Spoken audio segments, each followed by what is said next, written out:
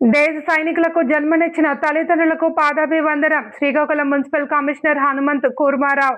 శ్రీకాకుళం జిల్లా ఆంధ్రప్రదేశ్ రాష్ట్రంలో దేశ సైనిక సేవకులకు జన్మనిచ్చిన తల్లిదండ్రులకు ముందుగా శిరస్సు వంచి పాదాభివందనమని district ex service men federation Srikakulam సేవలు వర్ణితారాహిత్యమని శ్రీకాకుళం నగర మున్సిపల్ కమిషనర్ హనుమంత్ కూర్మారావు అన్నారు. ఈ కార్యక్రమంలో district ex service men federation Srikakulam president Purnachandrarao కటకంతో పాటు చైర్మన్ విశ్రాంత group captain P Eswarrao, canteen manager Pappala Govindarao, lion Ponnada Ravi, lion Natukula Mohan, media ప్రతినిధి జోగి నాయుడు తదితరులు పాల్గొన్నారు. ఇవన్నీ కలిపి ఒక రూపాయి చిన్న ముచ్చి సంచిలో పెట్టి దాన్ని పట్టుకొని జోబులో పెట్టి జాగ్రత్తగా మనకి నిద్రలేదు. నాకు 3 రోజులు నిద్రలేదు చిన్నప్పుడు కూడా. ఇప్పుడు నాకు కమిషన్ ఎలా చేస్తాను. సో తీసుకెళ్ళి 1 గంటకి టీచర్ గారు డ్రాప్ చేసిన ఇంటి దగ్గర చేసిన తర్వాత అమ్మ ఇదిగో నీవు చెప్పిన రూపాయి ఇదిగో అని చెప్పేది రేపు పడుకోవడం చాలా టైం అయింది కదా, రేపు మార్నింగ్ మాట్లాడుతుంటే మార్నింగ్ నుంచి వెళ్ళి ఇచ్చాను. ఇది ఒక ప్రశ్న అడిగాను. మా అమ్మగారు అంత ఫ్యామిలీ తెలుసు శ్రీనివాస్ గారు. సో అప్పుడు మా 7వ రోజు కూడా చేయడం చాలా సంతోషదాయకం.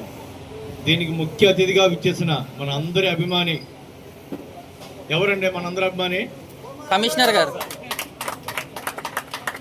వారికి అభినందనలు. అలాగే వేదిక పై ఉన్న వాళ్ళు, వేదిక ముందున్న వాళ్ళకి మరొకసారి అందరికీ నమస్కారాలు తెలియజేసుకుంటూ, ఏదైతే మనం జీవితంలో మాగానే ఉండి సేవ చేసే భాగ్యం మీరు దేశం అంతా చెడు మరొకసారి మీ అందరికీ అభినందనలు తెలియజేసుకుంటూ సెలవు తీసుకుంటున్నాను.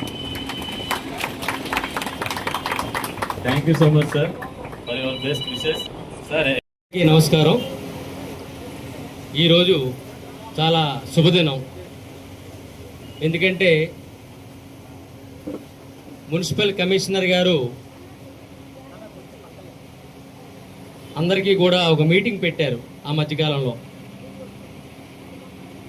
ఏంటంటే ఎండలు పెరుగుతున్నాయి, దీనికి సంబంధించి అందరూ కూడా ఈ మజ్జిగ పంపిణీ కార్యక్రమం, అలాగే మంచినీళ్ళ కార్యక్రమం అసోసియేషన్స్ తరఫున చేయాలి అని ఒక చిన్న మీటింగ్ తన ఆఫీసులో పెట్టారు.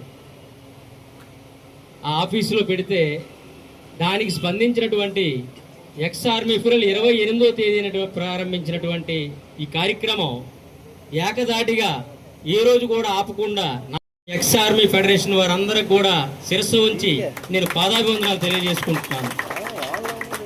ముఖ్య అతిథిగా విచ్చేసినటువంటి కమిషనర్ గారు కూర్మారావు గారికి, అలాగే చైర్మన్ గారు ఈశ్వర్రావు గారికి, అలాగే లయన్స్ ఇంటర్నేషనల్ మెంటర్ గారైనటువంటి నటుకుల మోహన్ రావు గారికి, అలాగే ఈ క్యాంటీన్ మేనేజర్ గారు గోవిందరావు గారికి, అలాగే మురళీధర్రావు గారి సార్కి, దువ్వాడు శ్రీనివార్ గారికి, అలాగే అందరికి కూడా పేరు పేరున, కొందరు పేర్లు అయితే నాకు తెలియదు, క్షమించండి.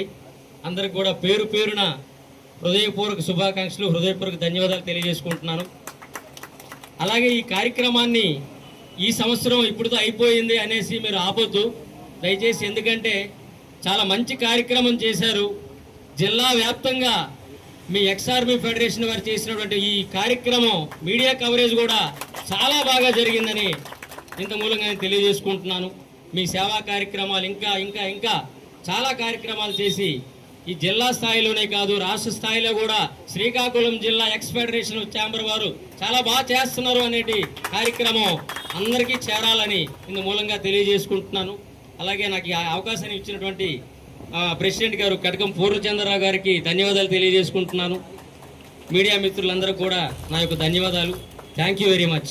మార్నింగ్ 6 గంటలకు సిక్కలు సైనికులు మార్నింగ్ 6 గంటలకి వెళ్ళినప్పుడు ఆయన నాతో పాటు ఉండి అసలు మన టౌన్లో ఏం జరుగుతుందని యాక్చువల్లీ పబ్లిక్ చేరవేస్తే పబ్లిక్లో కూడా కొంత అవేర్నెస్ కలుగుతున్న ఉద్దేశంతో చేస్తున్న సిక్కల సైనికులు ఒకసారి థ్యాంక్స్ చెప్తూ, మన వీర నారీ వీర మాతలు వాళ్ళకి ఒకసారి అందరూ ఆర్గనైజ్ మెంబర్స్కి, అందరికీ పార్టిసిపేట్స్ అందరికీ నమస్కారం తెలియజేస్తూ, సో ఇప్పుడు నా అనుభవం ఒకటి చెప్తాను.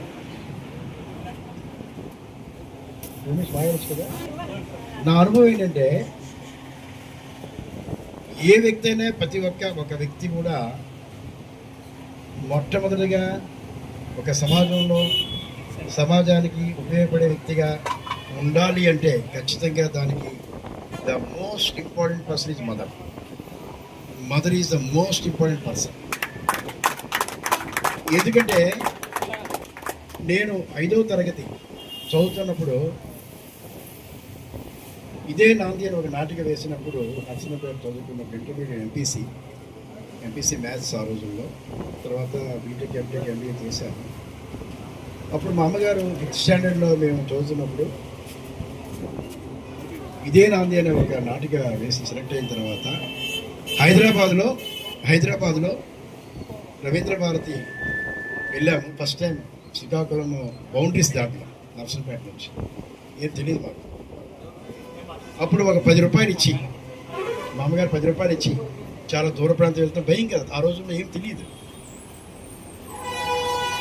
ఇచ్చి ఈ 10 రూపాయల నుంచి 1 రూపాయి వెనక్కి తీసుకురా అనే సందేశం ఇస్తారు. నాకు అర్థం కాలేదు.